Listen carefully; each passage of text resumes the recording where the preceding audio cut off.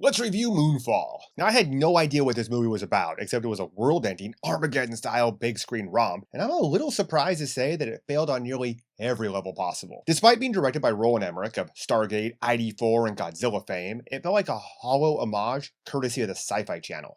The story was dumb, with virtually no depth. The characters were boring cardboard cutouts, and the visuals were laughably bad. In ID4, which came out in '96, the special effects for the time were tremendous. In this movie, it looked downright cartoony. I've quite literally seen better water animation in Assassin's Creed games going back to at least 2013. Now, the story, which I will spoil chronologically, is that our ancient alien ancestors billions of years ago created a utopia with an AI system that one day, for reasons, went rogue and destroyed their civilization it saw as inferior to itself. In trying to spark new life elsewhere, our ancestors created megastructures, in this case, our moon, to seed life around the universe. Then, when NASA went to the moon in 1969, they saw lights coming from inside the moon, and they did nothing about it. Every astronaut on every mission just kept their mouths shut, and apparently no exploration was done. This is dumb for so many reasons, but mainly story-wise, there's no way lights could have been seen, as our heroes find out later, when they actually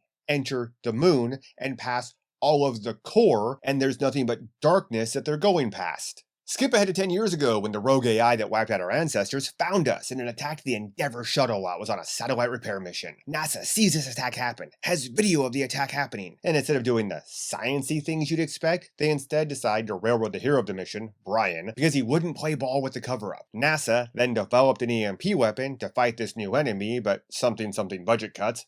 Thanks, Obama. And NASA decided to just go back to pretending nothing happened or was happening. The AI, mind you, during this time managed to drill a giant hole into a crater on the moon, and nobody noticed or cared. Skip ahead to today, and some nerd, Casey, who we'd never really learn a true backstory for, is breaking into a UC Irvine lab to get data on the moon's trajectory. For reasons. Because he's a self-proclaimed doctor and expert on megastructures, after apparently reading something by Carl Sagan. And that's the depth of Casey's character. Well, of course not counting his cat Fuzz Aldrin. This was Emmerich just dumbing down the Daniel Jackson character from Stargate as much as humanly possible. At virtually the same time that Casey finds out that the moon is veering outside of its orbit and is on a collision course with Earth, NASA figures out the same thing, and they send up a mission to finally see what's the what. Of course, NASA's mission gets attacked by the AI and the government goes into panic mode, with, of course, nukes being the only option, to be used when the moon gets close enough to hit with ICBMs. Despite mentioning both SpaceX and Elon by name in this film, they never think to use SpaceX or Virgin Galactic or Bezos' thing to speed up the mission. Nothing. Now, we can't forget Jo Fowler, the second in command at NASA and former crewmate of Brian on that fated Endeavour mission. She gets an immediate promotion when her boss freaks out and quits over this new kerfuffle. She's told where to find the truth about the moon, and in that scene, we get some dumb nonsense about the cover-up, but nothing useful except the knowledge of an EMP weapon. During this time, Casey finds out that Brian is supposed to be given a talk at the Griffith Observatory and goes to meet him to give him the news. And Brian, of course, thinks Casey's a quack for obvious reasons. But Brian later tracks Casey down in a motel where he's giving a megastructure talk to a bunch of hobos and crackpots because Casey leaked the data to the press and the world has gone into full Mad Max freakout mode. The motel this conference of sorts is at gets hit with a tidal flood, stolen from Emmerich's the day after tomorrow, and Brian and Casey just decide to take a sabbatical and share a room at the motel because they can't leave. Then Fowler, despite the greater LA area being under seawater and all power stations blown and cell reception gone, magically sends a search team to find Brian to help crew a rescue mission to the moon. Brian will only go if Casey comes along because, well, why not at this point? And off Brian and Casey go to find out why they were rescued. When Brian sees Jo, he isn't thrilled to see her for obvious and justifiable reasons, and she meets his jaded bitterness with more in kind. Whoa, lady, you just found out that your friend who saved your life those years ago was railroaded, and you helped railroad him by being a useful idiot, and everything he said was true and more. It might be a good time to calm down and have some sympathy. Nope, that would mean character development. So they start their mission by getting the Endeavour out of the LA Museum, which would have been underwater, flying it presumably from LAX, which would have been underwater, to Vandenberg Space Force Base on the coast of Lompoc, California, which would have been underwater, putting engines back in the Endeavour and using a Chinese capsule, guess who's funding this movie, and they go back to the moon to fight the AI with the EMP. When they get near the moon and set their trap, the EMP inside of a rover, the AI comes out and leaves it be to attack the Endeavour instead because it apparently needs to sense life and tech together to get big mad. So they destroy the remote trigger for the EMP and Casey's phone, which convinces the AI to leave them alone because they're just life now without tech, and I guess can't be humans? This broke the movie's AI premise because the enemy is supposed to be artificial intelligence, but it's acting like modern day machine learning bots that we currently pretend are AI. It doesn't learn at all, and it's attacking simply based upon pre-programmed parameters. It should have sensed the life in tech, but still understood, dare I say it should have used its intelligence, to suss out the issue and just dispatch them regardless. Nope.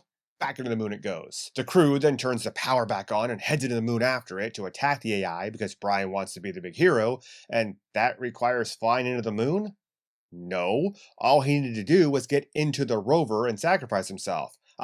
But then the ancient alien Stargate backstory wouldn't get told, so can't have that. So just before the evil AI dispatches Brian and crew inside the moon's operating system, they make a point, operating system, saves the crew at the last second, tells Brian about the Earth's ancient history, repairs the capsule, and starts fighting with them to take out the AI. All of this time, the moon's OS is acting like AI when it should be acting like a machine learning bot, especially if our ancient alien ancestors had learned any lessons from their downfall. Nobody who worked on the writing in this movie had any idea what the ever-loving hell they were talking about, and after countless AI movies in the last few decades, there's really no excuse for this level of banality. This movie was just dumb. There's also a dumb side quest that ultimately involves Brian's kid, Fowler's kid, and Brian's ex's family. This whole side quest is levels of dumb I can't even describe. They literally use the gravity pull of the moon to fly a car to escape bad guys. We watch the moon touch the surface of the Earth. Countless life-ending sized meteorites hit every major part of the planet, and yet at the end they're still using satellite phones and tracking beacons to find each other. Oh, and the famous Chrysler Building from New York ends up in some snow-covered mountains because it apparently got picked up by the moon's gravity wave that simultaneously wasn't strong enough to pick up our side characters. At this point, I think Emmerich thought he was just directing the next Fast and the Furious movie, to be honest. I mean, it was that absurd. And it's actually worse, because not only do the side quest characters barely matter at all, their actions were the most patently absurd and poorly conceived I've seen on the big screen in almost forever. They make the side characters in Godzilla vs. Kong seem competent and integral to their story by comparison. By way of example, during the launch of our hero mission, they evacuate the remaining crew at Vandenberg by helicopter, but for some reason, put Brian's son and Joe's Chinese foreign exchange student, of course, into a Humvee to drive 15 hours to Aspen. Why? Why are they not in the helicopter? Oh, because they have to survive, and Emmerich needed to rip off the visual from ID4 when the helicopter gets destroyed leaving the White House. That's why. This entire movie was a hodgepodge mashup of better movies, more fun characters, and superior special effects, not just in this genre, but by Emmerich himself.